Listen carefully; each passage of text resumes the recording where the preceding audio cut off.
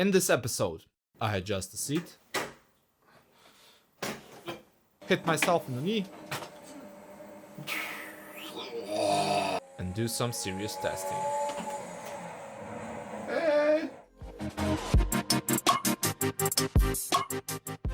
Hi guys, Matthew here and welcome back again to my channel. Sim racing rigs. Well, what about them? Do you need them? It depends, but my personal opinion is that as everything in our life, you progress, you tend to evolve, you crave for those more finite things, so there's going to be a point in your life where you, as an avid sim racer, are going to need a sim racing rig, and your life partner is not going to approve. So let's see what could you do in your defense to justify this purchase. Yeah, I know, but I need to at least try to help them out.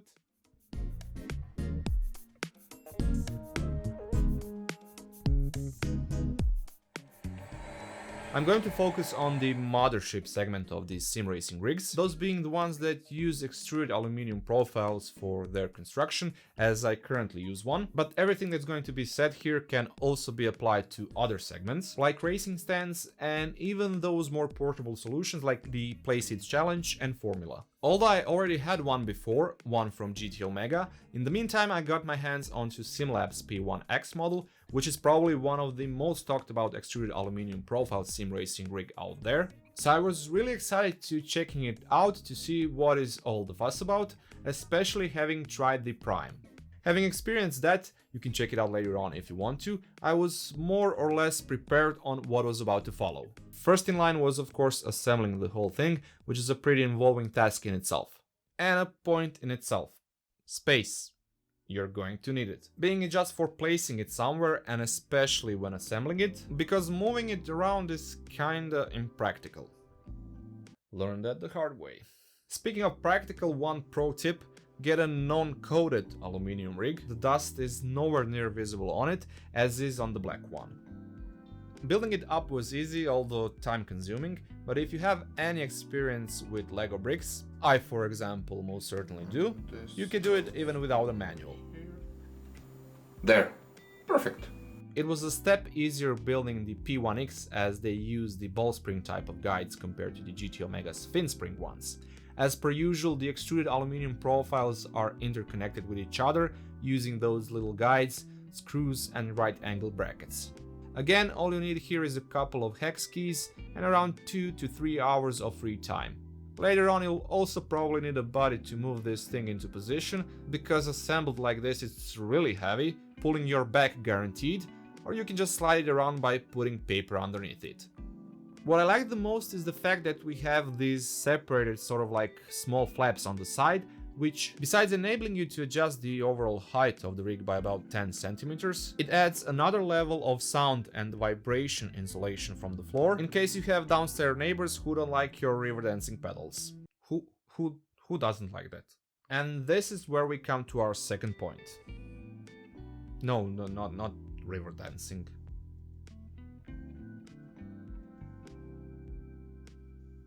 Another point that goes in favor of adjustability, making your setup more cozy or just more cool looking, is that you can basically attach any seat or add-on to it due to the modular nature of these aluminum profiles. That's more or less standardized thanks to these railings and what it can go on them. This is actually from another rig. I, for example, have put the GT Omega's RS7 seat on this SimLabs rig, and as you can see here, I can adjust it as any other regular car seat, and you can also put something like a Recaro seat onto it. The same goes for the wheelbase mounting options and how it's done. We have two big 3 railing wide aluminum profile towers that interconnect across with the option of flat or front mounting base plate. This is also applied to the shifter and handbrake mounts on the side.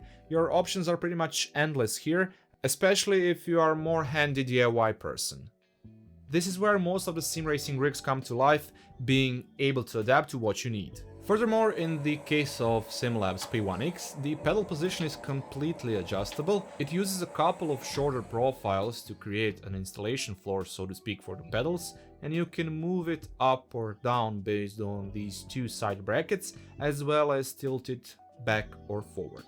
It's not the most straightforward solution when you just want to adjust something on the fly, but once adjusted, it's as rock solid as it gets and doesn't move an inch. You'll also see that I have a couple of basic straightforward add-ons, like the keyboard stand and the cup holder. Everything will be listed down below, but the main upgrade here was the monitor/TV stand, with which I eventually progressed from my Samsung's G9 to now LG's 48-inch C1 OLED TV, which is right behind me now, and I'm already doing something interesting with it. Be sure to subscribe. So, modularity is the name of the game here too, especially with these sim racing rigs that use extruded aluminum profiles, but there is more to them.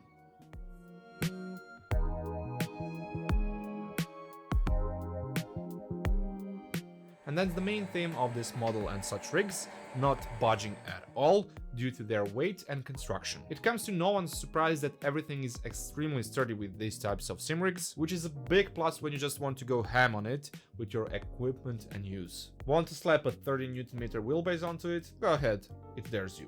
Want to accidentally hit it and not get anything broken? Just go for it, it will hit you back. Want to do jumping jacks on the pedals? Yeah, no problem. These can take any kind of excessive use, and after all the good and bad that you went through together, it will always be here to take you in and not judge you.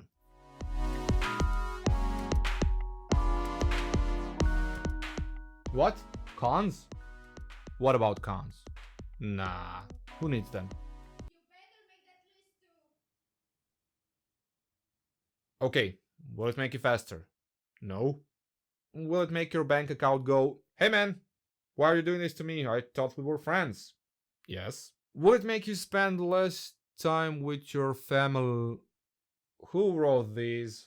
Okay, kidding aside, as everything else, there are pros and cons for making this purchase. But honestly, if you know that this passion of yours is here to stay, try to make this move as early as your budget allows it, and considering other factors, yeah. Yep. As for me, I'm going to use this as my long-term solution. I've been actually using it for the last couple of months now, mostly with Simucube's 2 Pro direct drive wheel. Make sure to check that one out, I'll put the links down below. And currently Fanatec CSL-DD, I'm just checking it out as we speak, so be on the lookout for that one too. Also, I'm planning to get a couple of more sim racing rigs for a comparison. Currently I have one from Trek Racer next in line. It's being built as we speak, but of course I would like to hear your suggestions in the comment section down below.